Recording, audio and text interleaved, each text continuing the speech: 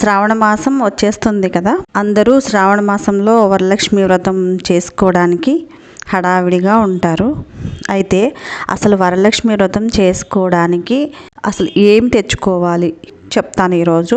పూజ చేసుకోవాలి అనుకునే వాళ్ళు కంగారు పడి టెన్షన్ పడి ఏవేవో కొనుక్కొని అన్నీ అక్కడ కనిపించినవన్నీ కొనుక్కొని తెచ్చేసుకోకుండా చాలా సింపుల్గా ఎలా చేసుకోవచ్చు అనేది చూపిస్తాను ఈరోజు. మీకు పూజ గది సపరేట్గా ఉండి శుభ్రంగా ఉన్నప్పుడు మాత్రమే మేము పూజ గదిలోకి వెళ్తాము అనుకునే వాళ్ళు కొత్తవి తెచ్చుకోవాల్సిన అవసరం ఉండదు. కానీ అలా కాకుండా పూజ గది సపరేట్గా లేనప్పుడు వ్రతం కాబట్టి ఇవి కొంచెం కొంచెం కొత్తవి తెచ్చుకుంటే మంచిది. మీరు కలశం పెట్టుకోవాలి అనుకుంటే ముందుగా ఇలాంటి ఇత్తడి చెంబు కానీ ఒక రాగి చెంబు కానీ ఉండాలి. దానికి పైన కలశం పెట్టడానికి ఒక కొబ్బరికాయ, దాని మీద పెట్టడానికి ఒక బ్లౌజ్ పీసు. ఈ బ్లౌజ్ పీస్ నేను లైనింగ్ క్లాత్కి ఉపయోగపడుతుంది. ఇది 50 రూపీస్లో వస్తుందన్నమాట. దాన్ని తెచ్చుకున్నాను. ఎందుకు తెచ్చుకున్నాను అంటే 2x2 పీసెస్ లేకపోతే వేరే ఏదైనా మంచిది బ్లౌజ్ పీస్ తెస్తే శారీస్కి వచ్చే బ్లౌజెస్ అన్నీ కుట్టించుకుంటున్నాం కదా, అందుకని ఇవి కలశానికి పెట్టినవి మనం తప్పనిసరిగా వాడుకోవాలి, కుట్టించుకోవాలి కాబట్టి 2x2 బ్లౌజ్ పీసెస్ అవి తెస్తే అవి అటు పడేసి ఇటు పడేసి అలా ఉండిపోతున్నాయి.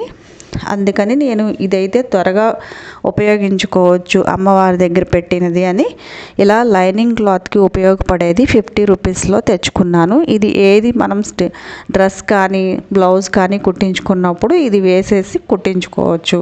ఇంకా నేను ఈ గాజులు బాక్స్లో తీసుకున్నాను. మీరు బాక్స్లో ఖరీదు ఎక్కువగా ఉంటుంది కాబట్టి కొంచెం మీరు వేరేవి కొనాలంటే లూజ్ కూడా ఉంటాయి కదా, అవి కూడా ఒక 1/2 డజన్ అయినా తెచ్చుకుంటే చాలు. మీరు మనీ పెట్టగలము అనుకునే వాళ్ళు డజన్ గాజులు తెచ్చుకొని పెట్టుకోవచ్చు. మీరు దేవుడి కోసం సపరేట్గా వాడుకోవడానికి పసుపు వేరే ఎక్కడైనా పెట్టుకొని ఉంటే రోజు కిచెన్లో వాడేది కాకుండా అది వాడుకోవచ్చు. లేకపోతే ఒక 5 రూపీస్లో 50 గ్రామ్స్ ప్యాకెట్ వస్తుంది పసుపు, అది తెచ్చుకుంటే సరిపోతుంది.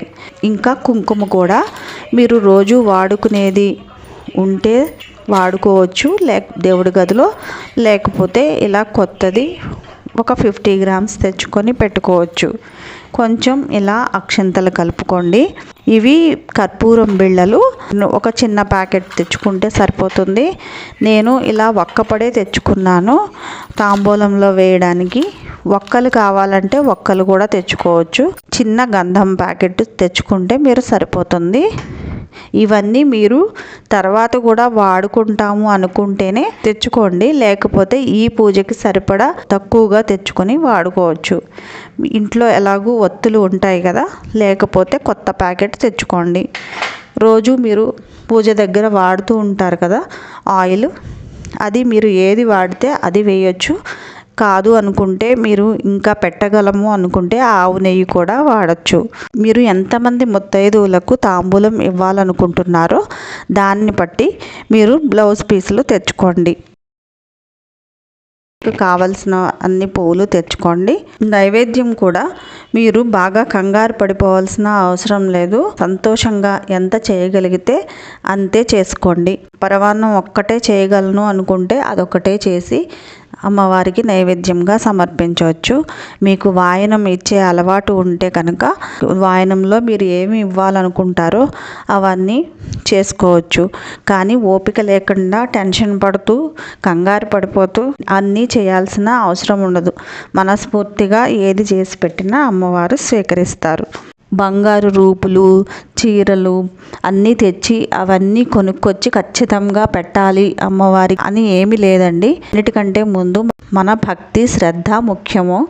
అందుకని కంగారు పడకుండా టెన్షన్ పడకుండా చాలా సింపుల్గా మీరు కలశం పెట్టుకునే వాళ్ళైతే కలశం పెట్టుకుని, లేకపోతే కంగారు పడాల్సిన అవసరం లేదు. అమ్మవారి ఫోటో ఉండి ఫోటోకి పూజ చేసుకుంటే ఎప్పుడు ఎలా పూజ చేస్తారో అలా మనస్ఫూర్తిగా పూజ చేసుకుంటే సరిపోతుంది.